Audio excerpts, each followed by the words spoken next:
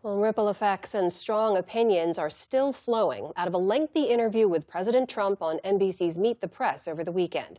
Among the points of contention, Trump's baseless claims about the 2020 election results and the security of current elections. Our Lisa Desjardins has more. Trump walked out of the NBC interview after he repeatedly made false, unproven accusations that the California elections were, in his words, rigged, while also asserting the same about his loss in 2020. Here's a portion of that interview. Your elections are crooked, and you're crooked, and Meet the Press is crooked, and so is ABC, and CBS, and CNN. But Mr. President, you're one-sided crooked networks. Right, let's call it quits, because I've had enough. Joining us now to sort out fact from fiction is Tammy Patrick. She's the Chief Executive Officer of Programs at the National Association of Election Administrators. She was also an elections official in Arizona for 11 years. Tammy, let's start with 2020.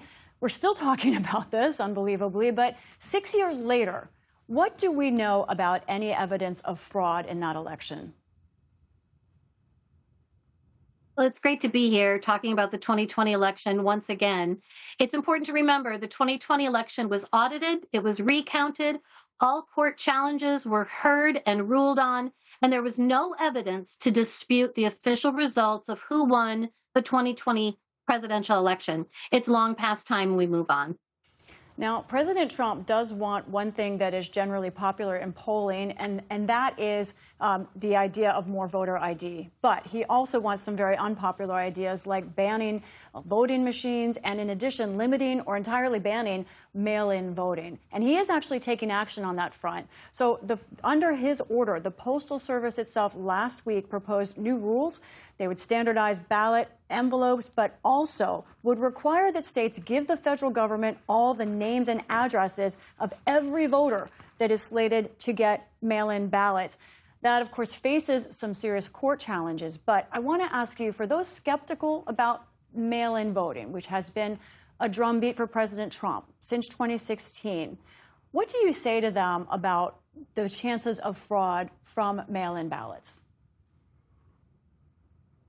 All across the country, voter eligibility is verified, and the voter is authenticated both when they request a ballot and also when the ballot is returned to the election official. Now, this can be done in a variety of ways depending on state laws, and every state has a law about this. In some cases, it's a comparison between the signature on the envelope and the signature on the voter's file. But in every case, the voter's eligibility is authenticated using what that state law has determined is correct in the state, and we ensure that the ballot packet is from the intended voter.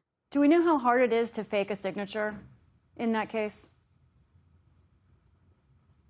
So I've taken forensic signature training, and I will tell you it's pretty difficult because it's not just that everyone signs their signature exactly the same each time, because we don't. We're creatures of habit, but we are not perfect. So there are other things that are taken into account: the slant and slope, the line orientation. It turns out some people are what we call floaters, where you sign your name above the line, or the signature is bifurcated by the line. It's that sort of characteristic of how someone signs their signature that someone wouldn't know who's just randomly trying to forge a signature. So that's part of the security in the system. All right, now let's go to California, which Trump referenced the results as they are coming in right now. Let's look at the L.A. mayor's race right now. The top two move on to November. Currently, that is two Democrats. Republican and former reality star Spencer Pratt, you see there, has fallen to third. Again, results are still coming in. President Trump wrote today, not possible for Spencer Pratt to have lost the L.A. runoffs after the big lead he had. Third world nation, rigged elections. And also, not long ago, Speaker Johnson also raised sort of vague doubts about California. California is an outlier in terms of how long it takes to count votes. But why do results change there? And is there an opening for fraud? For voters, it's important to realize that for the election professionals conducting our elections, it's about the process, not the outcome of the election. So while it's true that California has the longest certification period based on their state's law, In every state in the nation, there's a period of time after Election Day where the election officials are checking to make sure that all eligible ballots are in fact correctly adjudicated, that they're counted if they're supposed to be counted, and if they shouldn't be counted, that they are kept from the final tabulation. So in California, it doesn't really take that much longer than the rest of the nation. On election night, the press project who they think the winner will be. But when the elections are close, we pay closer attention to the process in those days after election. There's a lot of discussion about, well, why can't it be like Florida? Well, the truth of the matter is, in Florida, they're also counting ballots after Election Day.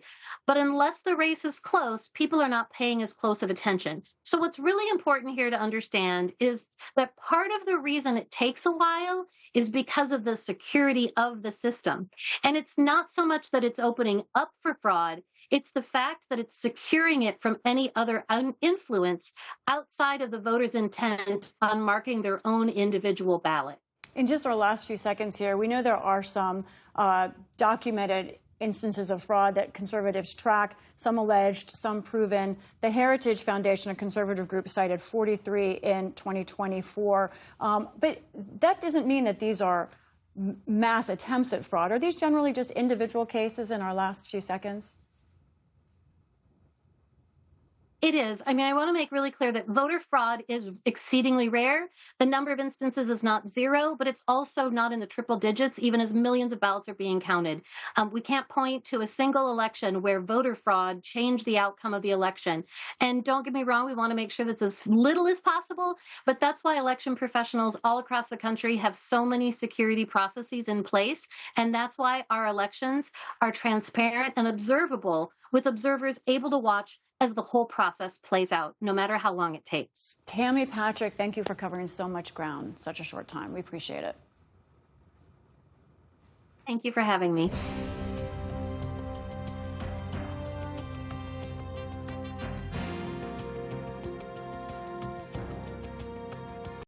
Support journalism you trust. Support PBS News.